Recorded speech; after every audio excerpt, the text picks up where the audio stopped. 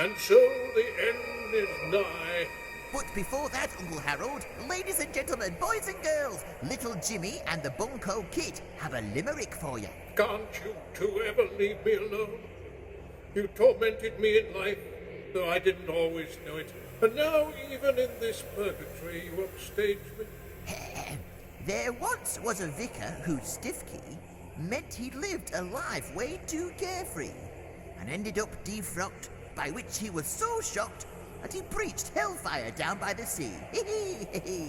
Have you managed to turn your key yet, Uncle Harold? When I do, I'll be free of you both.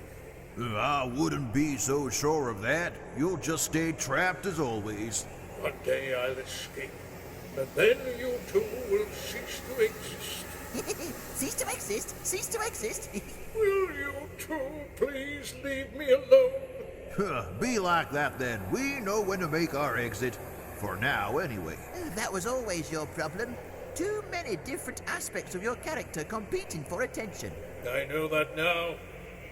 But you two are the worst of my personalities, forever tormenting me. Just please leave me alone. You can vary the script to a certain degree, but the denouement is always the same. It's all right. They've gone now. You know, when they buried me, they managed to place my headstone so that it faces the wrong way. I guess I was always out of step for my whole life and career. I must get ready now, though, as Mr. Butlin is about to introduce me again.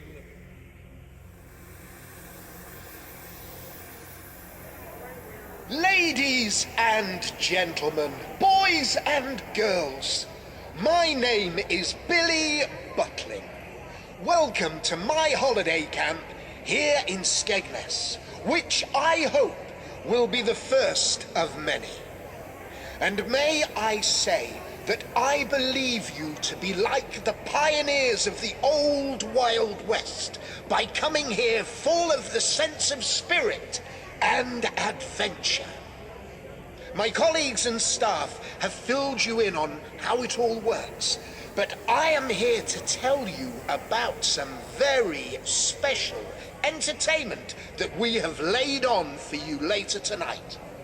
So, for your delectation and with no expense spared, we have two incredible acts which have to be seen to be believed. First of all, please welcome to the stage the daredevil high diver, Mr. Leslie Gadsby. Applause, please. Thrill to his acrobatic skill as he plunges from great height, performing twists and turns.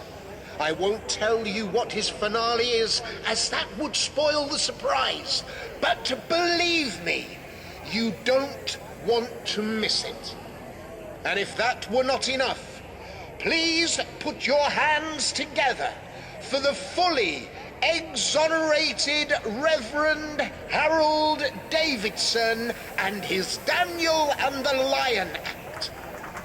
Gasp as he enters the lion's den and reenacts the famous biblical story. Marvel at his encounter with these deadly beasts. It's almost as if he has the strength of 3 men. Will he survive the confrontation? Be sure to find out, for after all, our true intent is all for your delight.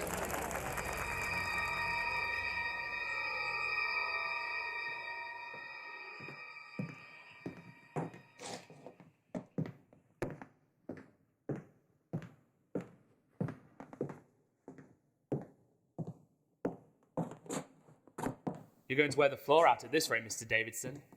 Why has he got us waiting in the theatre? I know he's a busy man at the moment. But how much longer can he keep us waiting? My father's going to start to wonder where I've got to. He doesn't know you are here. No. It's never good to keep secrets, Gadsby. Well, depending on what Mr. Butlin says, he might not find out. And do you have a proposal for Mr. Butlin? I have, yes. And might I inquire what that is? I take it you've not heard of the Gadsbys, then? Not unless you are of a theatrical bent. I myself have trod the boards in my youth. No. Me and my father are high divers. We perform our routine from Skegness Pier. I see. What did you do when you trod the boards? I once had the privilege of playing Lord Fancourt Babberley in Charlie's Aunt, who becomes the aunt from Brazil. You know where... The nuts come from. You know it, then. Believe it or not, we do have a good theatre scene here in Skegness. Entertainment is changing so quickly these days. I myself have lived through so many inventions and innovations. It's exciting, isn't it? To be living through so much change. I'm not sure that it is. The modern world seems to be getting quicker and quicker. Everyone's always in a hurry and wanting to know everyone else's business through ever more intrusive mass media and communication. But, as my father says, some traditions continue. Perhaps, but they seem to be under increasing threat. We still draw a good crowd. I sometimes wish I had been able to stick with the theatre. Why didn't you? I had another calling. But now I have gone back to performing for the masses in a rather more crude way than I would wish. And is that why you're here? That is between myself, Mr. Butlin, and God. From what I've heard, Mr. Butlin may as well be God around here. Please do not take the Lord's name in vain. It was a joke. Yes, well, forgive me. I'm feeling the strain at the moment. I hope that the Skegness crowds will be rather more receptive to me than the somewhat vulgar Blackpool ones. I wouldn't count on it. No? Well, you are probably right.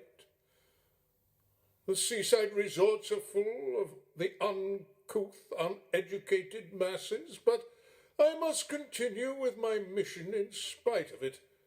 No, because of it, rather. Your mission? The heathen flock must be preached to if they are to be saved.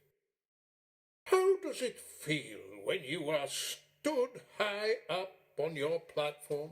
It feels like there's no past or present, just the now. I think I would rather be like St. Simeon sometimes and stay up somewhere like that forever. Who? St. Simeon. He spent 37 years living atop a pillar in holy devotion. Perhaps you feel the hand of God upon you as you plunge downwards to guide you safely. No, I trust in my ability and the skills my father taught me. And yet, by your presence here, you think to abandon him. There comes a time when you should know you have to leave the stage. And you think your father has reached it? No, not yet. But this act requires nerve as well as skill. And you think your father's nerve is going? It's starting to. Very slowly. The crowd can't tell yet, but I can. And can you continue the act alone? My father did for a while, as did my grandfather. A family affair, then. I myself come from a long line of clergymen. My father was a... He was a what? He was a disciplinarian. I may not have appreciated it at the time, but with the loose morals that are everywhere these days, I think he was right to be one. Loose morals? Even here in The Skegness? seaside resorts, in my opinion, are just as bad as the vice dens of Soho. I have yet to find out. You should not joke about straying from the path. Will you know when the time has come for you to stop and hand over the baton? I think so. Don't get me wrong. Nerves are good. Necessary even. But when you see the faintest flicker of fear, then... Yes, well, I have shown nerve in my lifetime. And now I will have to summon up more even at this age. What did you do in Blackpool? If you must know, I preached from a barrel. Why? Do you mean to say that you do not know who I am? Do you not peruse the popular press? No, I don't much follow the news. That, my dear boy, I must say I find rather gratifying. Where is this Mr. Butlin? People say my timekeeping is tawdry. I'd imagine Mr. Butlin is a very busy man right now. Yes, so I hear. Building this holiday camp which has the potential to become a breeding ground for sin and fornication. It's just a place for people to have a break. Where did this Butlin get the wherewithal to get something like this up and running? Mr. Butlin's a self-made man, and a very good judge of character, according to my father. In what capacity did your father know him? Mr. Butlin took his act on when he first started here in Skegness. Then there is hope that he might be open to new acts in another fresh venture. That is what I'm hoping. When did you first start building it? Last October. I can't see them taking off myself. Why are you here if you think that? I am a man who can turn his hand to many skills. I approached the editor of the local paper, the Skegness Standard, offering to write cultivated articles on any number of topics. And what did he say? The gist of it was that if I wrote like I spoke, the readers might have difficulty in following my erudite discourses. But no matter.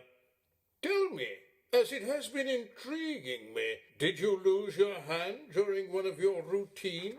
I was performing with my father at Weston-super-Mare, and I fired the maroon to start the morning performance.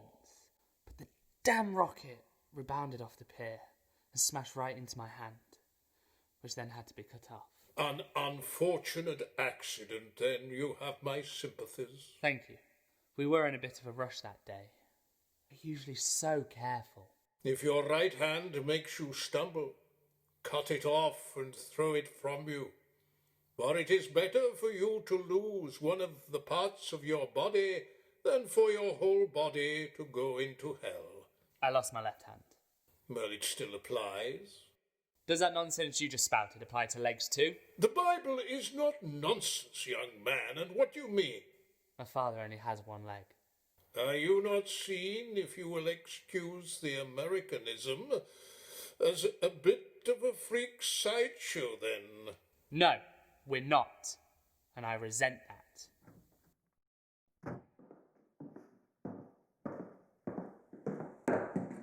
Good afternoon, gentlemen. Deep in discussion, are we? Right, I suggest we get some fresh air. I've got business I need to attend to. Come, follow me.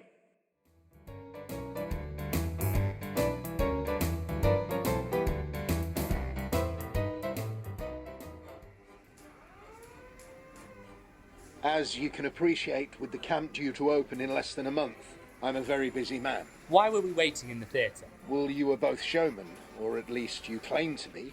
What better place to observe you both first? You mean you were spying on us? As I said, observing. I can tell a lot from how would-be performers carry themselves, whether in the public eye or not. My father always tells me that. Actually, I go in there for a few minutes every day to collect my thoughts. It must be a stressful time right now. Yes. Well, a new venture always is. But there's nothing like an empty theatre to remind you of what you've taken on. Well, I've always had good audiences. But in my theatre, the shows will have to suit the audiences. What are we doing here, anyway? Well, this, gentlemen, is how I started to make some serious money. Of these dodgem cards? Yes, I spotted a gap in the market, and I took it. I also hold the license to export them to Europe. Very impressive. A passing fad. I've always relied on my ability to spot opportunities before others. I saw that people were not going to traditional fairs like they used to, but instead were going to the seaside. And you followed them? to Skegness? I met someone at Olympia who seemed to have a bob or two, and he said he had a few stalls here. So I came and I started an amusement park. Mind you, when I first heard of Skegness, I thought it was in Scotland. But what gave you the idea of a holiday camp? I saw and know from first hand myself that there was nothing much at seaside resorts in terms of either accommodation or entertainment. So you sought to bring them together in some kind of unholy reverse serendipity? You are not the first by any means, though. I have to say. I know that I'm not the first, but nothing has been attempted on this scale before. I'm surprised the authorities didn't object. When I explained my plans, and they saw the local employment opportunities, they soon came around. Right. I'm a very busy man, and to save time, I intend to hear both of your proposals together. I trust you have no objections. Fine by me. Mr. Davidson? Very well, I suppose. May I be permitted to speak first? Why not? I'm dying to find out what his proposal is, especially as I gather he's a vicar of some sort. Well, I take it from that remark that you don't know who this distinguished fellow is. I did not come here to be mocked, sir. I do not intend to mock you, sir. But surely our young friend here should know who you are. Fine. I have done nothing that I am ashamed of. Mr. Davidson was a vicar of a parish in Norfolk, but he was defrocked 4 years ago. Why? He was found guilty of immorality, consorting with young streetwalkers in London. Is that not so? It is true that I was found guilty, but I intend to clear my name. And how do you intend to do that? I know that you have a zoo in Skegness with lions. I would like to perform a modern-day Daniel act. That is, I would... Yes, yet I get the idea. But what gave you the idea? It was suggested to me by... it came to me in a dream.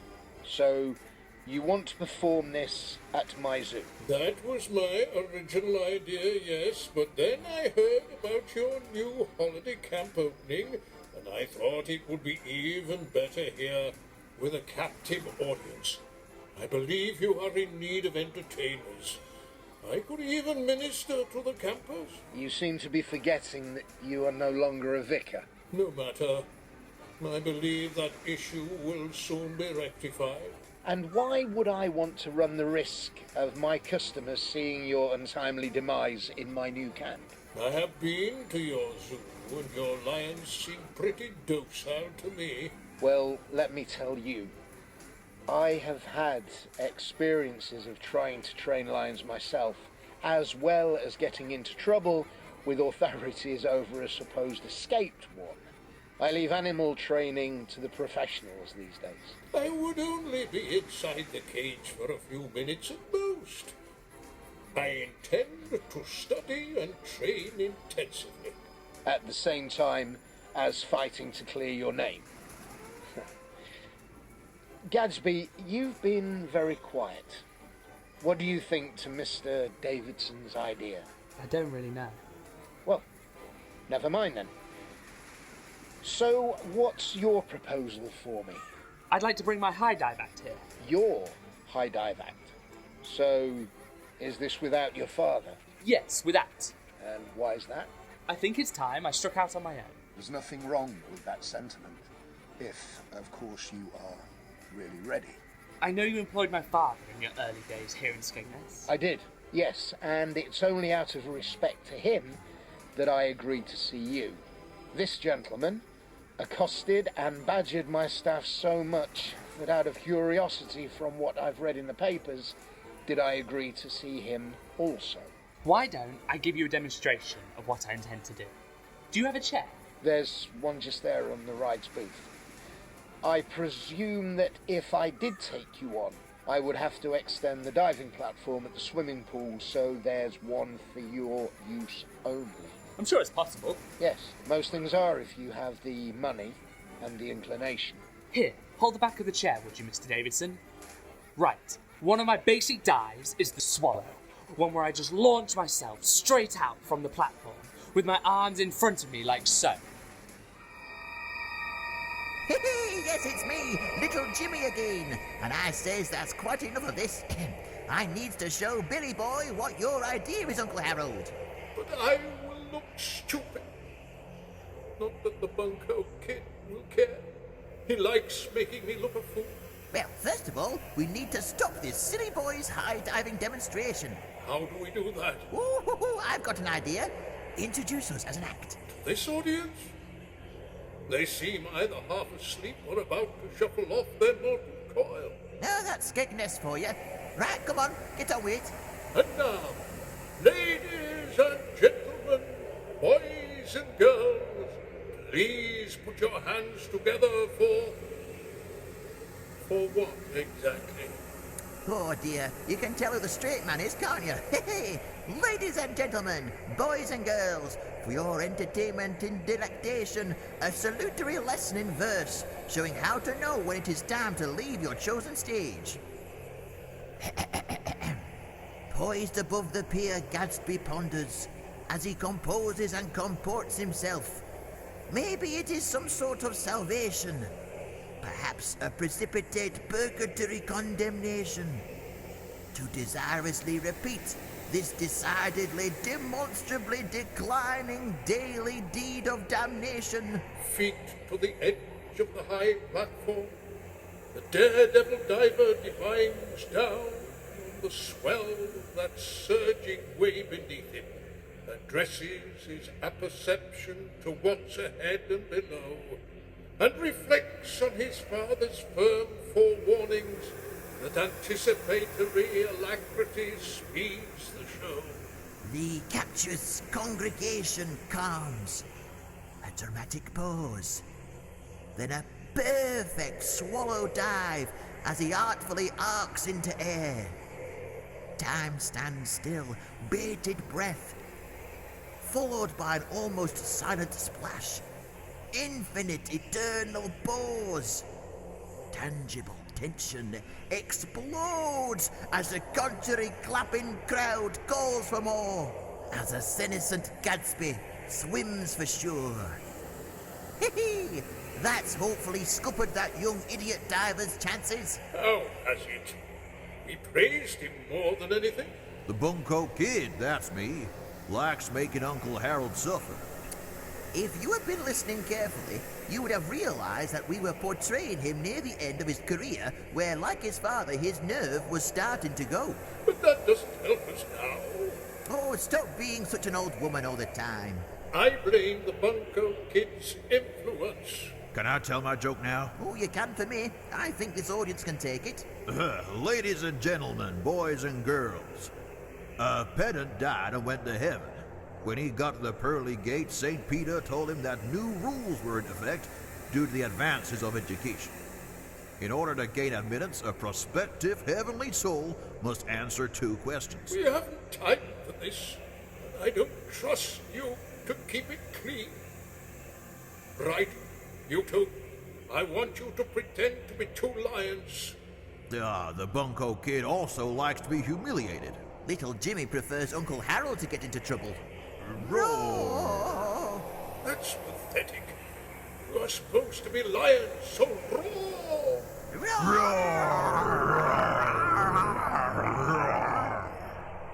So what I propose is this. I will stand outside the cage for a few minutes and recite a passage from the Bible. Something from the book of Daniel, perhaps.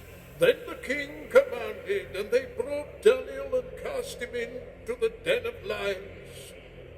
Now the king spake and said unto Daniel, Thy God, whom thou servest continually, he will deliver thee. Well, that were boring. Don't upset, Mr. Butlin. We need this. Then I will enter the lion's den for a few minutes to show my tormentors that I am innocent. How will you do that? He will have God on his side. he will meet his maker. Lead us not into temptation, but deliver us from evil. Amen. Just one roar, and he'll be quaking in his boots.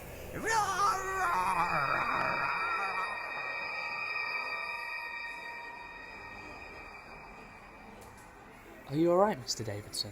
You were explaining your act to us and then you just stopped. I am perfectly fine, thank you. Good. Well, I'm a busy man, so I'll cut to the chase. Mr. Davidson, I believe your proposal to be the most foolhardiest one I've had the misfortune to hear in a long time. Mr. Butlin, I must protest. You're being very short-sighted. You can protest all you like, but you've wasted enough of my time. Your act will not be part of my new venture. Good day to you then, sir. But you are making a mistake.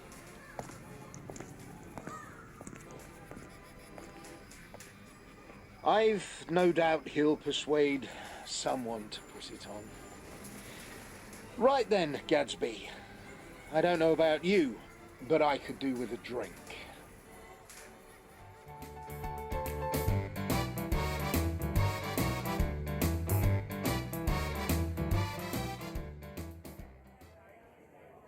Good evening, Leslie. I trust you are well. Yes, thank you, Mr. Butlin. Call me Bill. I'm not your employer after all. It must be over a year since I last saw you. Yes, it must be. It looks like there's quite a crowd already. I saw your performance earlier today. You both have some very good routines, and you know how to work the crowd. Thank you. You know, I think you were right not to take me on. Maybe not. I'm still not sure how much life is left in acts like yours, but I've been wrong before. Lord knows we were struggling for entertainment, though, when we first opened. I don't think I was ready to leave my father that time I saw you. And I'm still not. It's thanks to speaking to Mr. Davidson back then that made me realise just how good he has been to me. Then you are lucky. I never really knew my father. I know losing my hand was an accident, but for a long time I was so angry about it that I looked for someone to blame. And the nearest person was your father? Yes, but I've learned to let it go now. So what if some people think us a bit freakish? That's their problem. We still enjoy what we're doing. Well, that's all that counts in the end. I think the world of my mother, but my father, well, how can you miss someone who's never really been there? I remember Mr. Davidson telling me that his father was rather strict with him. That's as may be. But I don't think that's where all his problems stem from. You don't think you were wrong not to sign him up? No, not at all. I hear he's been doing this 4 times a day. You have to admire his bravery. I'd call it foolhardiness myself. Perhaps. You know, I saw him with a young girl the other day. Oh? Yes? It's not what you might think. He didn't see me, but I heard them both talking. She was in some distress. He was comforting her because she'd argued with her parents about her boyfriend and had run off from them. They turned up angry and upset, but he managed to calm them all down. Well, I never thought he was all bad. And how many of us can cast the first stone? I hear you're expanding all the time. Clacton next, isn't it? It is. Yes, but I don't have a moment to myself. Tell me, do you ever have doubts when you're about to launch into one of your dives? I do my best to eliminate doubt, but I always weigh up the risks. Well, that's a very sound approach to life and show business. I'm not sure Mr. Davidson has ever followed it, though. I thought we might have seen Mr. Davidson before it started. Perhaps it's just as well we haven't. Show business can create some very strange bedfellows. But none as strange as him. Poor man. We've succeeded in show business not just because we were born into it, but because we paid our dues along the way too. He thinks he can just become a showman overnight. He's a peculiar fellow, all right. Yes, he most certainly is. I wonder what he's been doing since he was last here. A friend in Blackpool tells me he's been making a bit of a nuisance of himself there. Doing what? His barrel act has led him to being fined for breaching the peace and causing an obstruction. I also heard he got himself arrested at Victoria Station. What for? Pestering two 16-year-old girls. Here he is now. Gather round, please do. Now, you've probably heard all about me, I've no doubt, but for those of you that haven't, I have been treated most grievously by the church leadership. All I sought to do was God's work among the fallen women of our society, for wasn't Mary Magdalene the harlot before becoming a saint? Archbishop Lang and Bishop Pollock should hang their heads in shame for what they have done to me. And I also exhort you not to stay at Mr. Butling's new holiday camp up the road, for, as the paper said only the other week, it is a hotbed of vice and iniquity. Can that brazen idiot see me? That's slander. How long does he do this for? About 10 minutes, I've been told. This belongs in the last century. It's all very well for you people. You only have to listen to me once. But what about the poor lions? They hear the same spiel 4 times a day. One of them had me cornered yesterday. I don't know what they will do to me tonight. Let's see, shall we? I don't know if it's the fairground man in me, but I've got a sick feeling in the pit of my stomach. I know what you mean. At least when I'm diving, I feel like I'm in control. Yes, but this is too unpredictable. And so is he. Well, he's survived a few shows already. I'm going to hide in the crowd. I don't want to put him off. Come on, you two, get a move on. These people are here for a show.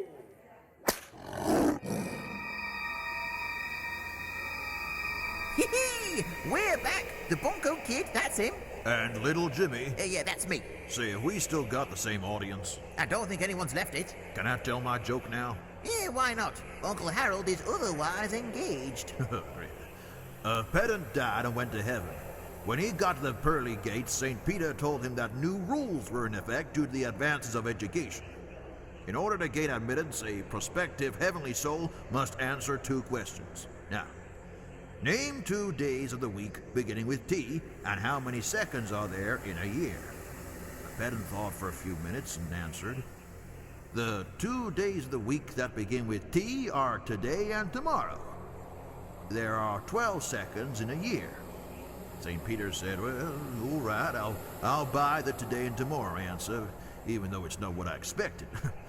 But how did you get 12 seconds in a year?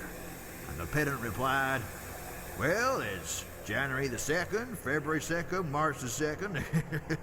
St. Peter opens the gate without another word.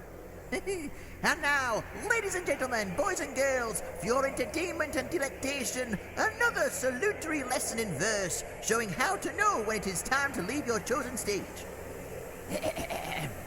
On a sultry, shimmering summer's evening, a coarse and curious crowd gathers by a cage of a somnolent, sweltering, sticky seafront. Ambiguous ambivalence looms loud. In some, a malevolent mood takes hold, as they wonder at what is about to unfold. A defrocked, disgraced, destitute, defiant vicar of Stiffkey sets forth his final sermon and, ignoring the derisory catcalls, enters the lion's den ready to extol the classical Christian martyrdom.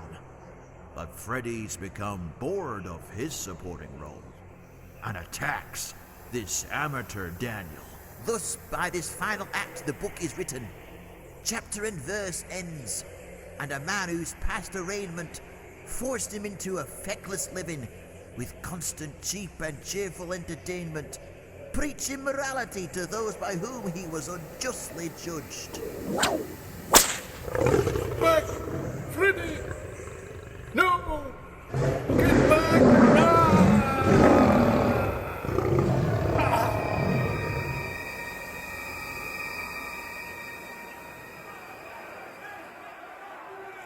happening, Leslie? I can't see through this crowd. My God, he's carrying him around like a cat with a mouse. Is nobody going to do anything? A young girl. She's just gone into the cage. What's happening? Some people have managed to make the lion drop him. Poor, deluded fool. They've managed to drag him out. Well, he's found fame at last, whether he lives or not. I need some fresh air. This is not entertainment.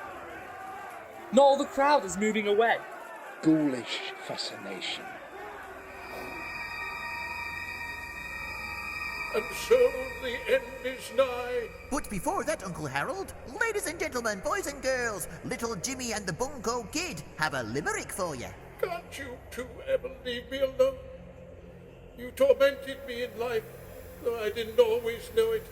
And now, even in this purgatory, you upstage me. There once was a vicar whose stiff key Meant he lived a life way too carefree. And ended up defrocked, by which he was so shocked he preached hellfire down by the sea. That's a limerick that some wag made up. 2 musicals about his life were made, but both of them were flops, though. Please, leave me alone. Didn't help that they both featured dream sequences, which is perhaps what this is, though. Ooh, I'm expecting a chorus line of high-kicking ex-prostitutes in stockings to come dancing on stage singing a song of thanking Uncle Harold for saving them. No? Oh. Oh, well, that's a shame. Oh, what is artistic success anyway? Is it diving from a high platform and trusting your skill and judgment? Oh, I guess there's a kind of purity to it that I can respect.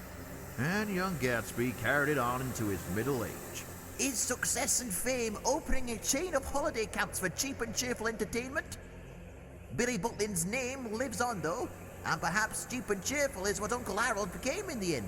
Will you two please leave me alone? Ah, be like that then. We know when to make our exit. For now, anyway. Oh, that were always a problem. Too many different aspects of your character competing for attention. It's all right. They've gone now. All I did my whole life was to play the hand that fate dealt me. What more can anyone do? I never sought fame or celebrity. All I ever wanted was to clear my name and go back to ministering my flock. I chose the only way I knew to keep my cause in the public eye. Fame is ephemeral anyway. Fame is like the theater or a show business act, a massive contract in which the audience agree to be complicit. It's like a moth drawn to a flame. It burns brightly for a short while, but then it withers and dies. You know, when they buried me, they managed to place my headstone so that it faces the wrong way. I guess I was always out of step for my whole life and career. I must get ready now, though, as Mr. Butlin is about to introduce me again.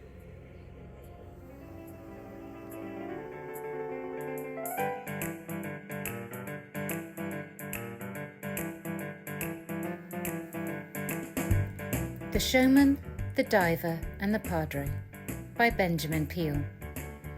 Billy Butlin is played by Stacey Goff. Harold Davidson by Edward Peel. Leslie Gadsby by Daniel Blako. And Little Jimmy and Bunko Kid by John Hewer. Audio production by Jack Pudsey and directed by Sarah Beasley. Produced for Sofa Festival 2020 by Sarah Beasley and Jack Pudsey for Breakwater Theatre Company.